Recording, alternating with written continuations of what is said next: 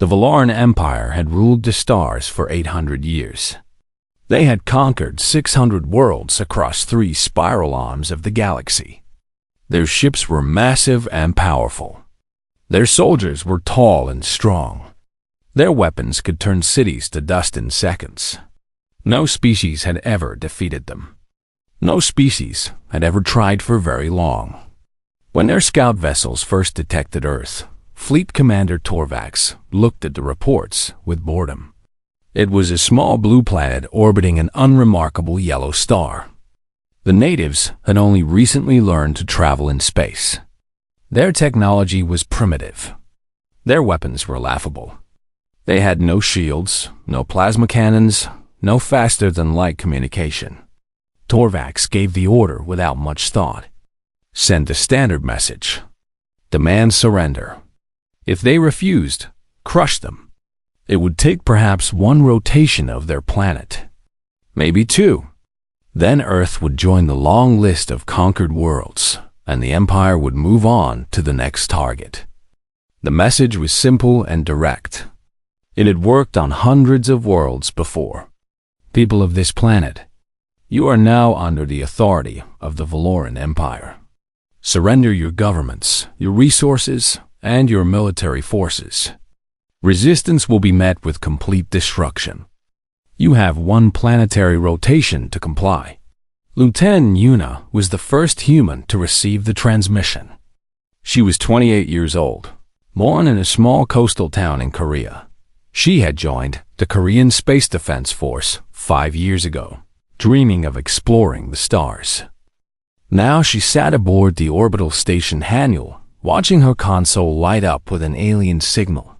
She read the message 3 times. Her coffee grew cold in her hand. She thought about her mother, who was probably sleeping in her small apartment back home. She thought about her younger brother, who was studying to become a doctor. She thought about the billions of people on the planet below who had no idea that everything was about to change. Then she laughed. It was not a nervous laugh or a scared laugh. It was the laugh of someone who had read too many history books. She knew what happened when powerful forces demanded that Koreans surrender. She knew the answer her people had given every time. She forwarded the message to command. Then she leaned back in her chair and waited. Within hours, the world knew. Every government received the transmission. Every military leader read the demands. Every news channel broadcast the message. For a brief moment, humanity stood still, looking up at the sky where alien ships waited. Some people panicked. Some people prayed. Some people cried. But then something strange happened. Something the Valorans had never seen before on any world they had conquered. Humanity got angry. General Doyen was 62 years old. He had fought in 3 wars during his career. He had seen friends die. He had ordered men into battles they would not survive. He had buried soldiers who were younger than his own children. War had carved deep lines into his face and turned his hair white. But his eyes were still sharp, and his voice was still steady. He addressed the United Defense Council from Seoul. Leaders from every nation watched on screens. For the first time in human history, there were no arguments about borders or politics or old grudges. There was only the message from the sky. "They have made a mistake," Doyen said. His voice was calm, almost gentle. "They think we are like the other species they have conquered. They think we will see their power and fall to our knees. They think we are afraid to die." He paused, looking at the faces watching him. "They are wrong." The response was unanimous. Every nation agreed. Every leader signed. Every military force mobilized. For the first time in history, humanity spoke with one voice.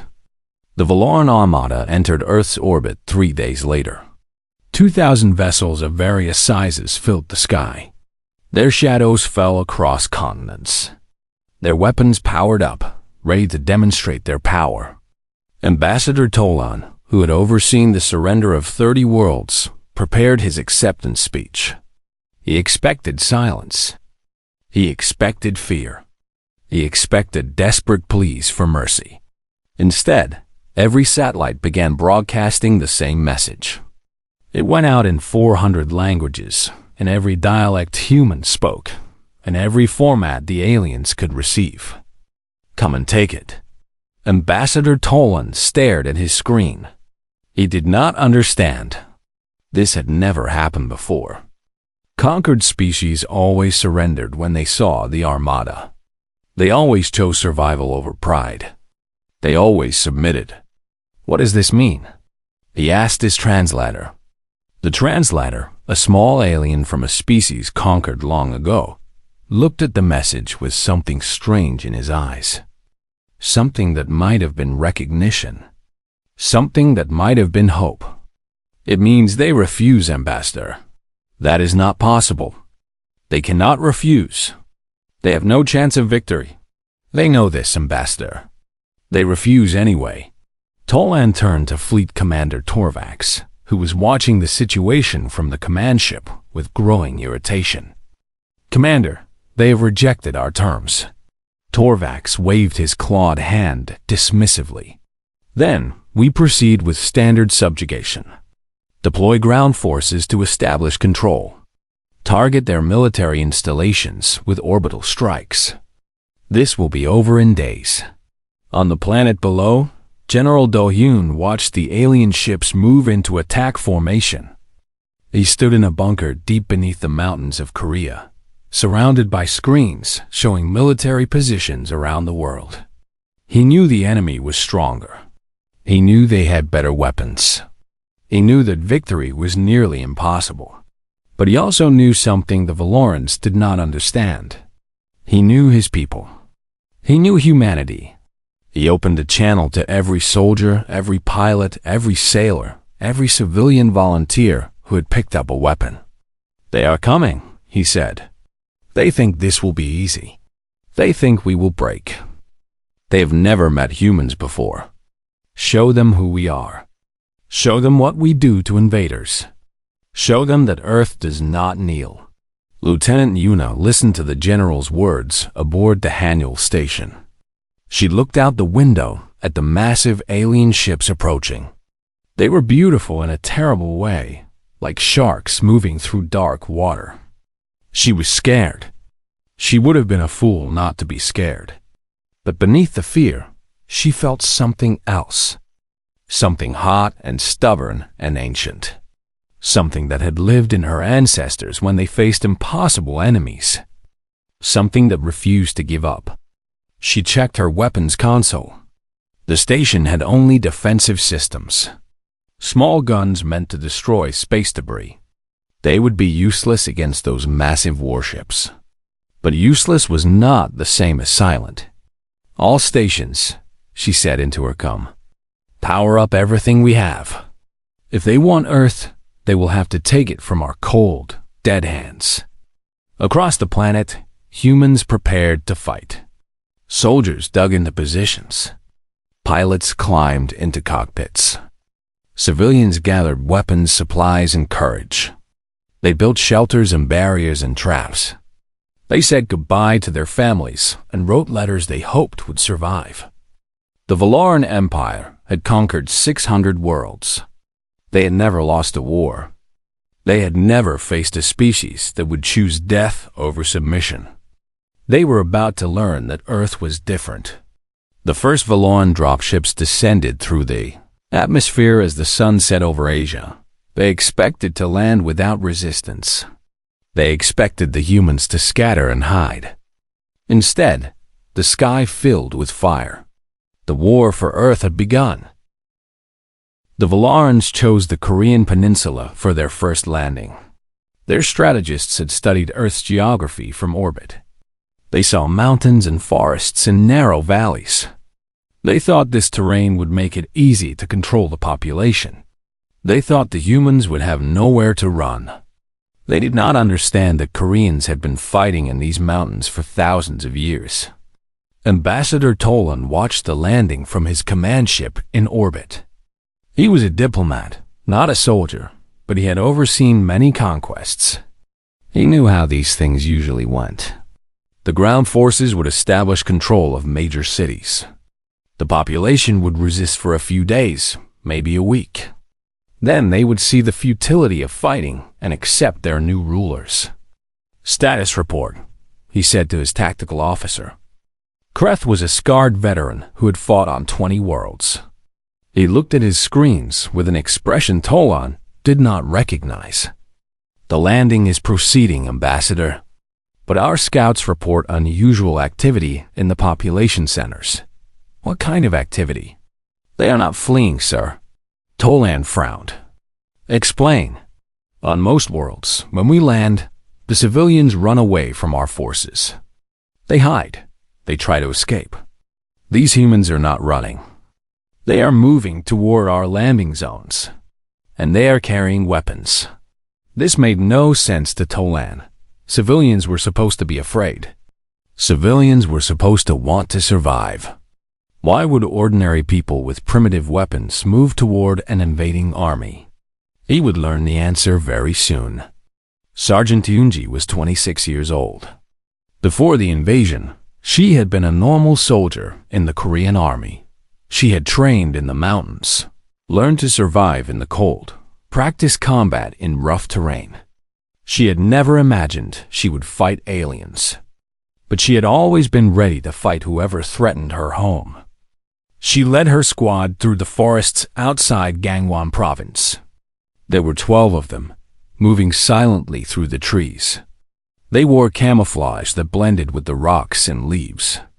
They carried rifles, grenades, and knives.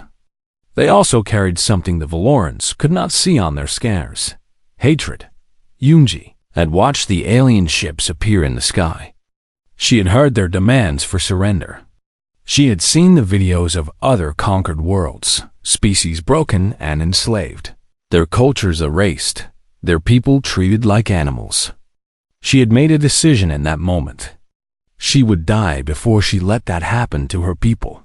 Her squad had been watching the Valoran patrol for 2 hours. The aliens were impressive in a terrible way.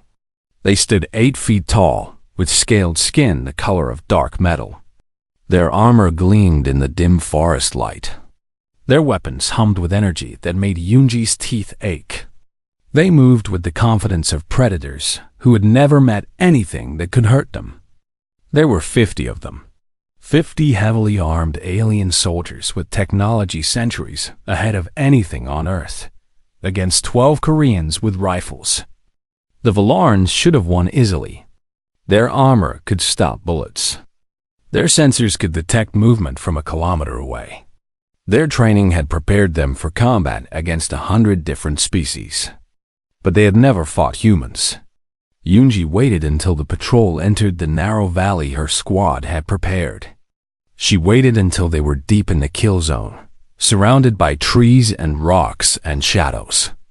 She waited until she could smell the strange, sharp scent of their alien bodies. Then she gave the signal. The forest exploded. IEDs buried under the path detonated first, throwing alien bodies into the air. Before the survivors could react, rifle fire came from every direction. The soldiers could not see their attackers. The bullets were too small and fast to track. Their armor helped, but bullets found gaps, joints, the soft tissue around their eyes. The Valorans tried to return fire. Their plasma weapons turned trees to ash and rocks to glass. But they were shooting at shadows. Every time they fired at one position, attacks came from another. The humans moved like ghosts, appearing and disappearing, never staying in one place long enough to target. Yunji killed 3 of them herself. She aimed for the neck, where the armor was thinnest. She watched them fall and felt nothing but cold satisfaction. The battle lasted 11 minutes. When it ended, 37 Valoran soldiers were dead. Another 8 were wounded so badly they could not fight. Only 5 escaped into the forest, running in a panic that their species had not felt in centuries.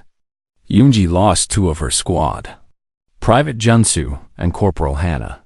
They had been her friends. They had trained together, eaten together, laughed together. Now they were dead, their bodies lying among the alien corpses. She knelt beside them for a moment, touching their faces. Then she stood up and turned to her surviving soldiers. "Strip the bodies. Take their weapons, their armor, anything useful. We move in 5 minutes. There will be more of them coming." Across the peninsula, similar scenes played out. The Valorans had landed expecting easy conquest. They found something very different. In the cities, civilians attacked supply convoys with homemade bombs. In the countryside, farmers who had hunted deer their whole lives now hunted aliens. In the mountains, old military tunnels became bases for resistance fighters who struck and vanished like smoke. By nightfall on the first day, the Valorans had lost 300 soldiers. Earth had lost 12. Ambassador Tolan received the casualty report in his quarters. He read it 3 times, certain there must be a mistake. 300 soldiers in one day, against a primitive species with no space technology. This was impossible. He called Fleet Commander Torvax. "Commander, we have a problem." Torvax looked annoyed. "What problem?" "The invasion is proceeding. We have lost 300 ground troops in the first 12 hours. Silence. Torvax's yellow eyes narrowed. "Explain." "The humans are not fighting like a normal species, Commander. They are using tactics we have never encountered. They hide, they strike, they disappear. They attack from everywhere and nowhere. Our soldiers cannot find them until it is too late." Torvax made a sound of contempt. "They are primitives. They cannot defeat our forces. With respect, Commander, they already have. Multiple times." The strategic meeting that night was tense. The Lauren officers argued about what to do. Some wanted to continue the ground invasion with more troops. Others suggested heavier orbital bombardment to break the human resistance.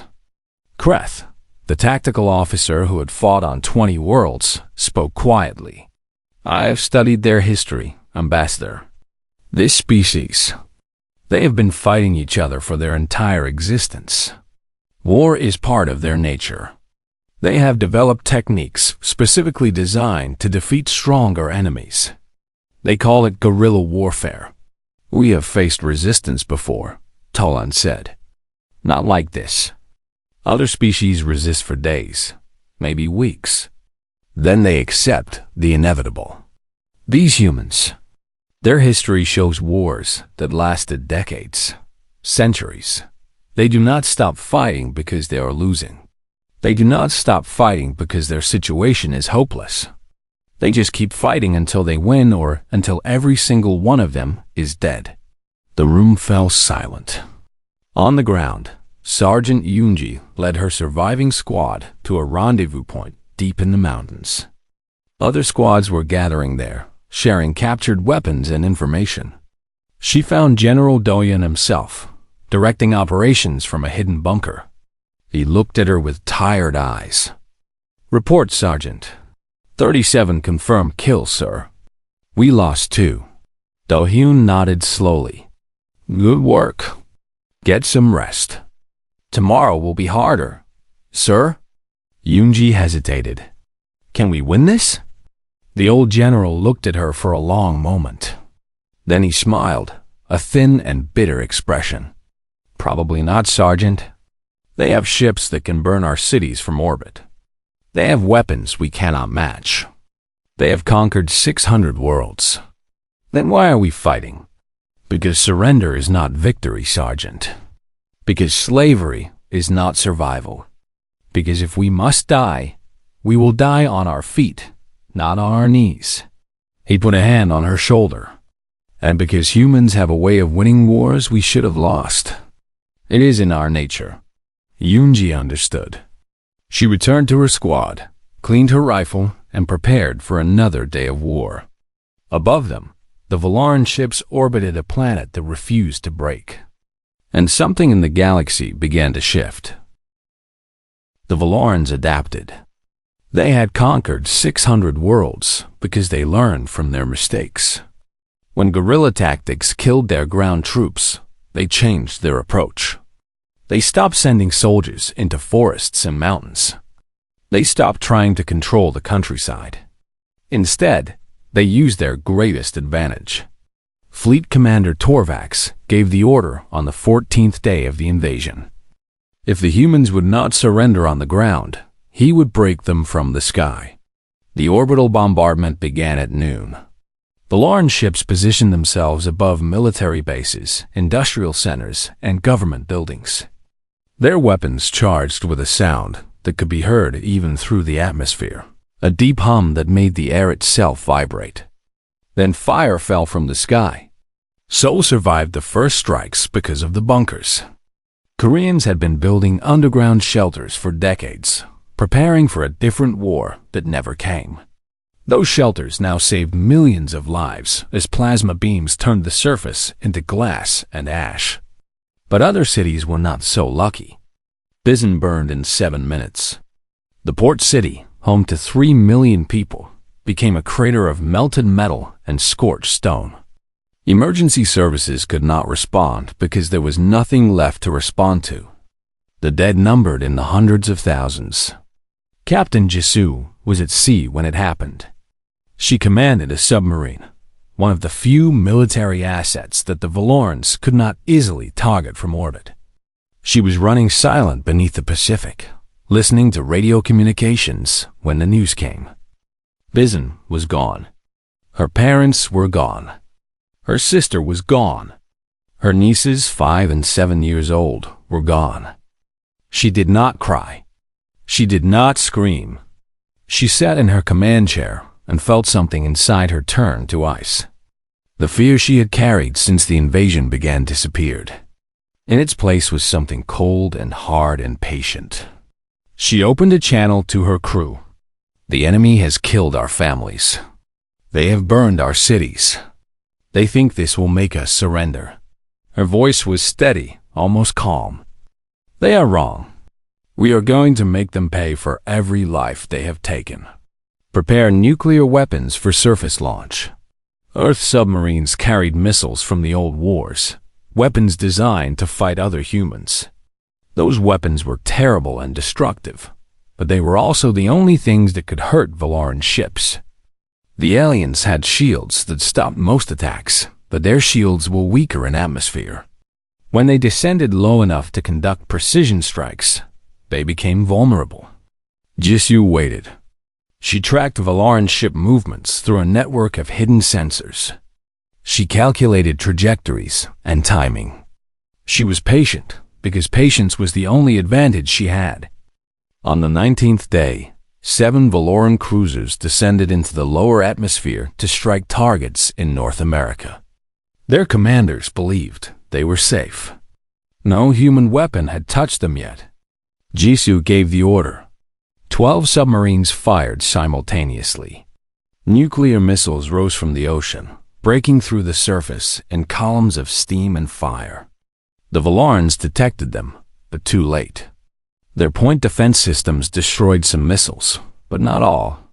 7 cruisers vanished in atomic fire.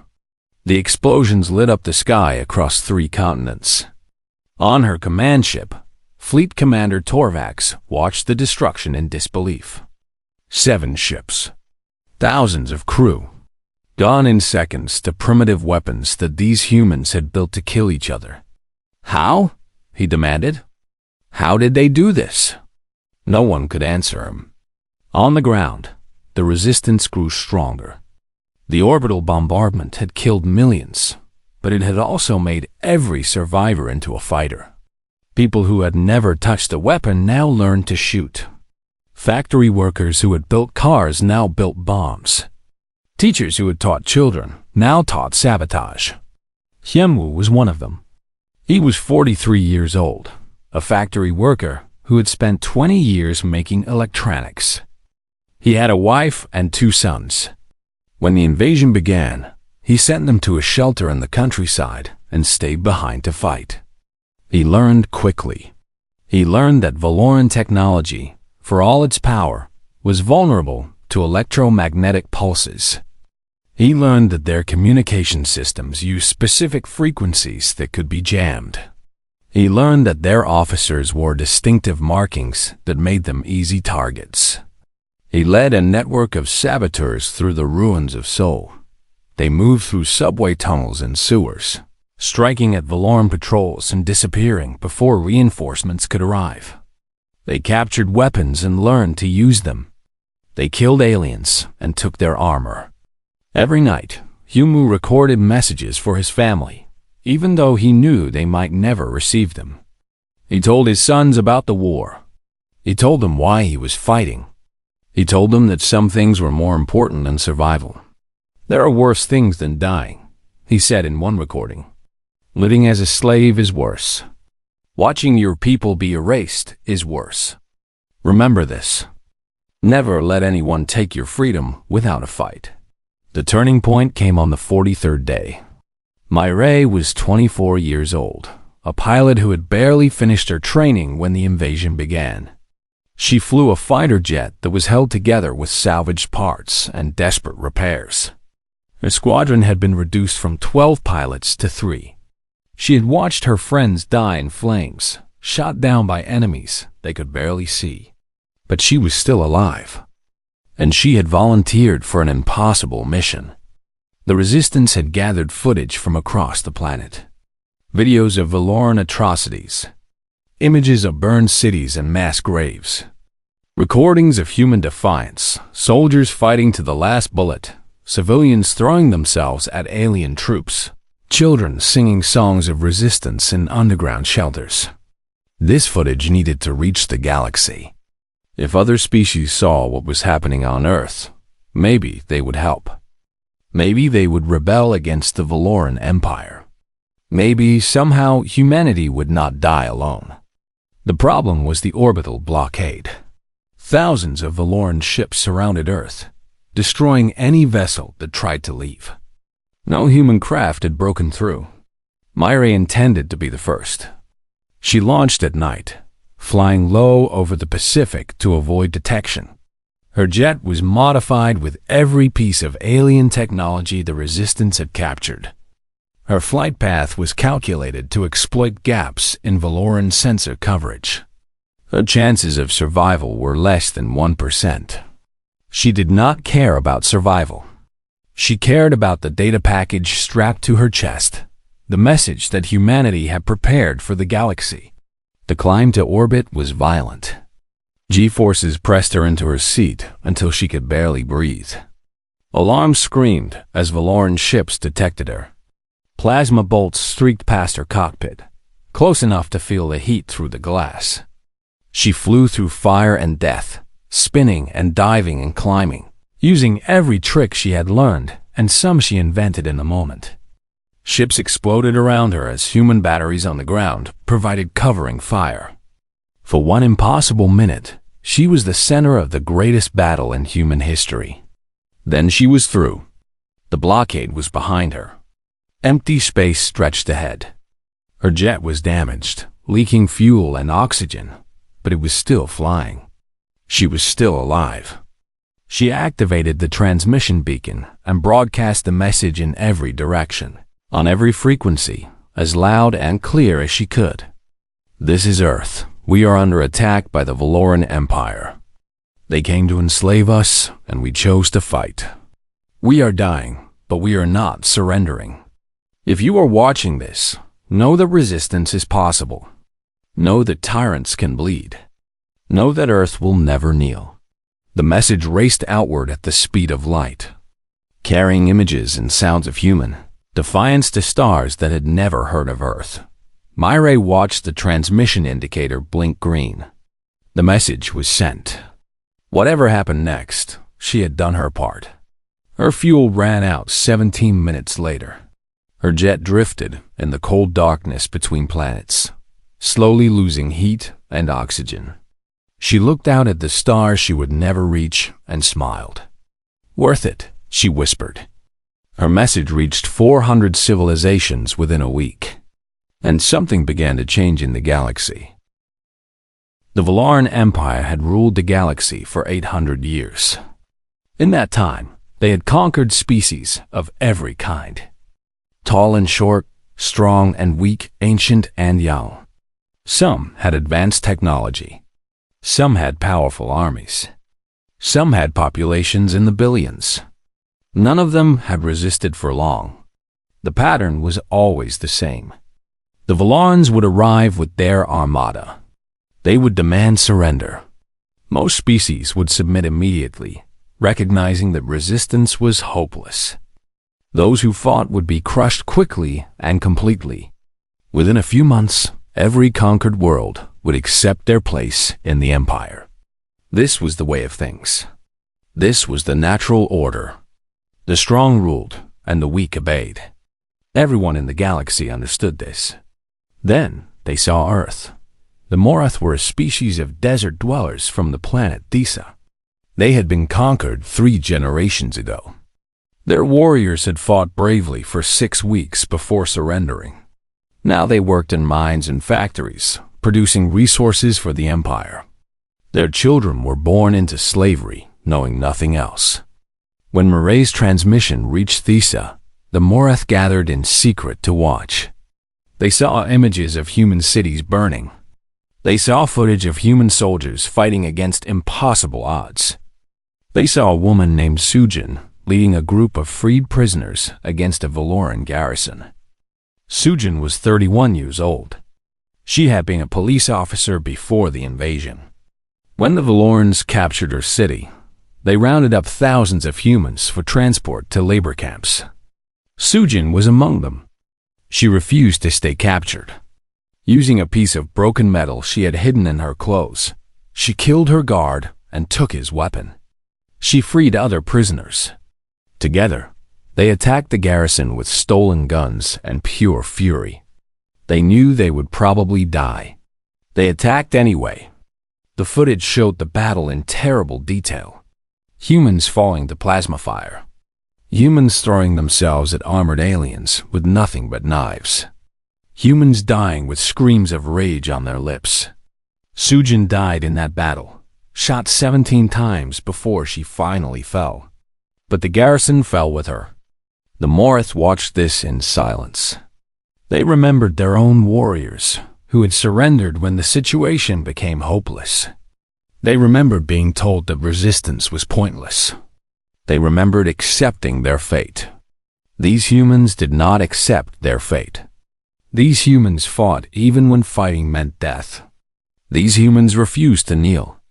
An old Morath warrior named Threx turned to the others. His scales were gray with age, and his eyes had seen too much suffering. But something new burned in those eyes now. "We were wrong," he said. "We were told that we could not fight. We believed it. But look at them. They are weaker than the Valorans. Their technology is primitive. They are dying by the millions. And still they fight. What are you saying?" A young Morath asked. "I am saying that if these humans can resist, so can we." On the ice moon of Krell, a species called the Veth had lived under Valoran rule for 200 years. They were small creatures, standing only 4 feet tall, with pale blue skin and large dark eyes. The Valorans used them for delicate technical work, tasks that required small hands and careful attention. The Veth had given up hope long ago. Their planet was frozen and barren. Their population was small. They had no army, no weapons, no chance of freedom. They simply existed, serving their masters and waiting for death. Then they received the transmission from Earth. They saw General Doyun standing in a bunker as Valoran ships burned cities around him. Ambassador Tolan had demanded his surrender. The general's response was broadcast to the entire planet. "You can kill us all," Doyun said. His voice was calm and steady. "You can burn every city and murder every child. You can erase our species from the galaxy. But you cannot make us obey. You cannot make us kneel. You cannot take our spirit." The Veth listened to these words and felt something they had not felt in generations. Hope. It spread through the conquered worlds, like fire through dry grass. Species who had submitted centuries ago now whispered about the humans of Earth. They shared the transmission secretly, passing it from hand to hand, watching it over and over. The footage of human resistance became legendary. A pilot breaking through the blockade. A sergeant ambushing 50 Valoran soldiers with 12 fighters. Civilians attacking supply convoys with homemade weapons. Children singing defiant songs in underground shelters. And everywhere, the same message: Earth will never kneel. The first uprising began on Thessa. Thrax and other old warriors gathered weapons that had been hidden for generations. They attacked the Valoran mining operation, killing the guards and freeing the workers. Within days, the entire desert region was in rebellion. The Valarans sent troops to crush the uprising. But their troops were needed on Earth. They could not spare enough forces to fight 2 wars at once. The Morth rebellion grew. Then Krell rose up. The Veth, small and weak, used their technical skills to sabotage Valoran equipment. Ships malfunctioned. Weapons failed. Communication systems went dark. The Ice Moon became a nightmare for its occupiers. Then another world. And another. And another. Fleet Commander Torvax received reports of uprisings across the Empire. 12 worlds, then 20, then 50. Species that had been obedient for centuries were suddenly fighting back. And all of them were inspired by the same thing: Earth. "This is impossible," Torvax said to Ambassador Tolan. "One primitive planet cannot cause this much chaos." Tolan had spent months watching the humans fight. He understood something that Torvax did not. "They have shown the galaxy that resistance is possible, Commander." Every conquered species believed that fighting the Empire was hopeless. Now they have seen humans fight despite hopelessness. They have seen humans die rather than surrender. They have seen that the mighty Valorans can bleed. We will crush them all. Every uprising, every rebellion, every act of defiance. Perhaps. But can we do it while also fighting Earth? Our forces are stretched thin. Every ship we send to suppress rebellions is a ship we cannot use against the humans. And every day we fail to conquer Earth, more species find the courage to resist. An elderly strategist named Veth spoke quietly from the corner of the room. He had served the Empire for 60 years. He had seen countless conquests. He had never seen anything like this. "The humans have given the galaxy something we cannot destroy with weapons, Commander. They have given them hope. And hope is more dangerous than any army." Torvax slammed his fist on the table. "Then we will finish Earth quickly. We will destroy every city, kill every human, burn the planet until nothing remains. Then the galaxy will see that resistance is futile.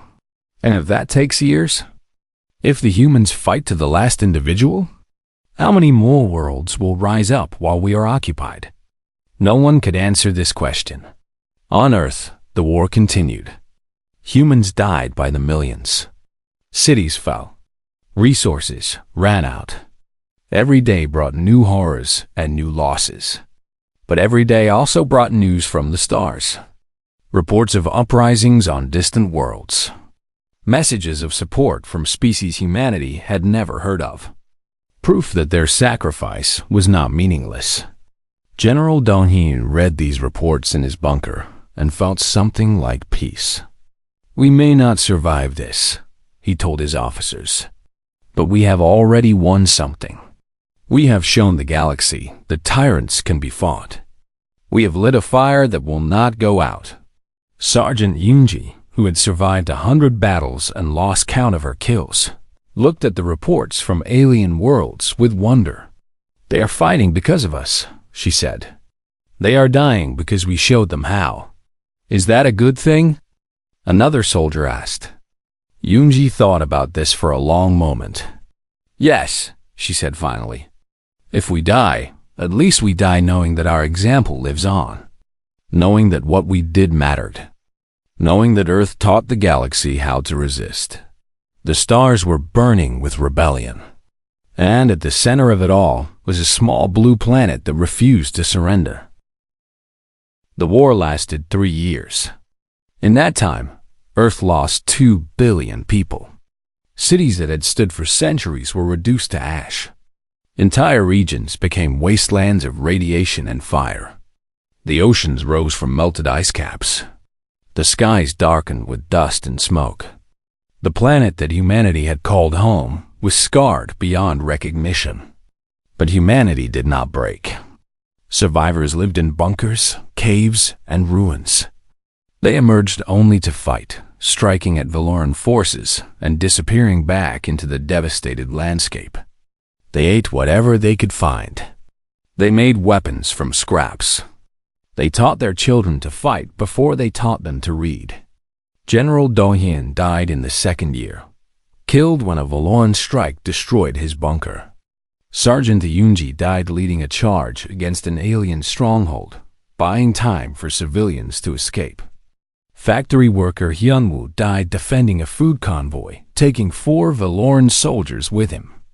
They were replaced by others. New leaders rose from the ashes. New fighters took up weapons. New heroes emerged from ordinary people who refused to give up. Captain Jisoo survived. Their submarines had become the most feared weapons on Earth, striking from the depths and vanishing before the enemy could respond. She had sunk 53 Valoran ships. Her hair had turned white from stress and radiation exposure. She moved slowly, her body worn out from years of war. But her eyes were still sharp, and her will was unbroken. In the 3rd year, something changed. The uprisings across the galaxy had crippled the Valoran Empire. Dozens of worlds were in open rebellion. Supply lines were cut. Military forces were spread across 100 fronts. The mighty empire that had conquered 600 worlds was bleeding from 1,000 wounds. And at the center of it all was Earth, undefeated, unbowed. Fleet Commander Torvax was dead, killed when his flagship was destroyed by a coordinated attack from human submarines and captured alien vessels. The new commander, a young officer named Korath, looked at the situation with fresh eyes. Earth had cost the Empire more than any conquest in history. Ships, soldiers, resources, time, all poured into a single planet that refused to submit. And every day the war continued, more worlds found the courage to rebel. Korath made a calculation that no Valoran commander had made in 800 years. "Withdraw," he ordered. Ambassador Tolan stared at him. "Withdraw? We cannot withdraw. We have never withdrawn. We have also never faced this situation. Earth cannot be conquered quickly. Every month we spend here, we lose 3 more worlds elsewhere. The mathematics are simple. This planet is not worth the Empire. The galaxy will see us as weak. The galaxy already sees us as beatable. The humans have made sure of that. Staying here will not change this. It will only make things worse." The debate raged for weeks. But in the end, practical concerns won. The Valoran Empire could not afford to keep fighting Earth. They needed their ships and soldiers elsewhere. The final battle took place above Earth's scarred surface. Admiral Taeyong commanded what remained of humanity's fleet. He was 63 years old. Before the war, he had been a fishing boat captain, spending his days on calm waters, thinking about nothing more important than the weather and the catch. Now he led a fleet of salvaged ships, stolen vessels, and desperate warriors into battle against the most powerful empire in the galaxy. His wife had died in the 1st year, killed in the bombardment of Bizon. His 2 sons had died fighting in the mountains, one in the 2nd year and one in the 3rd. He had buried them himself, in graves marked with stones because there was no wood left for proper markers. He had nothing left but the fight, and he intended to make it count. "All ships," he said over the comm. His voice was calm and steady, like he was still directing fishing boats through a storm. "Today we show them what humans are made of. Today we finish what we started 3 years ago." Today, we teach the galaxy that Earth is not to be ruled. The battle was brutal. Human ships were smaller and weaker than Valoran vessels. They relied on speed, surprise, and tactics that no enemy had ever seen before. They rammed ships when their weapons ran out. They crashed into enemy vessels when their engines failed. They fought with a fury that made the Valorans hesitate. Earth lost half its remaining fleet. Thousands of humans died in the cold darkness of space, their last breaths fogging their helmets, their last thoughts on home. But when the battle ended, the Valoran flagship drifted dark and silent. Commander Karth was dead. The remaining enemy ships were pulling back, engines pushing them toward the edge of the system. They were leaving. Admiral Tehen watched them go. He was wounded, bleeding from a cut on his forehead, his left arm hanging useless at his side. Around him, his bridge crew cheered and wept and embraced each other. He thought about his wife. He thought about his sons. He thought about the billions who had died to make this moment possible. It was worth it, he whispered. All of it. It was worth it. Ambassador Tolan, the last senior Valoran official in the system, sent a final transmission to his homeworld. His voice was hollow and broken. Earth cannot be conquered. Their losses are meaningless to them. They will fight until extinction, and they will take us with them. They have broken our empire. They have inspired rebellion across the galaxy. They have shown every conquered species that we can be defeated. He paused, looking at the blue planet below. Even scarred and burning, it was beautiful. I recommend complete withdrawal. This world is beyond our ability to control. These humans are beyond our understanding. Leave them to their planet. Pray that they never come looking for us. The Valoran Empire retreated from Earth. It was the first time in 800 years they had abandoned the conquest. It would not be the last. 50 years later, Earth had rebuilt. The scars remained. Radiation zones covered entire continents. Mass graves dotted the landscape, marked with monuments to the dead. Museums preserved the artifacts of war so that future generations would remember. But humanity had survived, and more than survived. They had become something new. The first interstellar diplomatic conference was held on Earth's surface in a city rebuilt from the ashes. Representatives from 100 species attended. Many of them had overthrown their Valoran masters in the years following Earth's resistance. They came to thank the humans who had shown them that freedom was possible. Admiral Jisoo, now elderly but still sharp, addressed the assembly. She stood straight despite her age, her white hair short, her eyes carrying the weight of everything she had seen. "You call us heroes," she said. "You say we inspired you. You say we taught the galaxy to resist." She paused, looking out at the alien faces watching her. "But we did not fight for the galaxy. We did not think about inspiring anyone. We fought because we had no choice. Because surrender was not in us. Because we would rather die free than live as slaves." She walked slowly across the stage, her footsteps echoing in the silent hall. The Valorans thought they understood war. They were wrong. They thought war was about strength and technology and numbers. They thought the side with the bigger ships would always win. She stopped and looked directly at the crowd. War is not about strength. War is about will. It is about how much you are willing to sacrifice for what you believe. It is about refusing to give up, even when giving up would be easier. It is about standing in the ashes of everything you loved and choosing to fight anyway. She smiled, a thin expression that carried the memory of everyone she had lost. Humans do not know how to quit. We do not know how to accept defeat. We will fight until we win or until the last one of us is dead. The Valorans learned this lesson. Let the galaxy remember it. She raised her hand in salute to the flags of 100 species. Earth will never kneel. Not now, not ever. And if anyone in this galaxy ever tries to make us kneel again, they will learn the same lesson the Valorans learned. The assembly rose to their feet. Alien voices called out in languages humanity was still learning. Applause echoed through the hall. Outside, the sun was setting over a rebuilt city. Children played in parks where bombs had once fallen.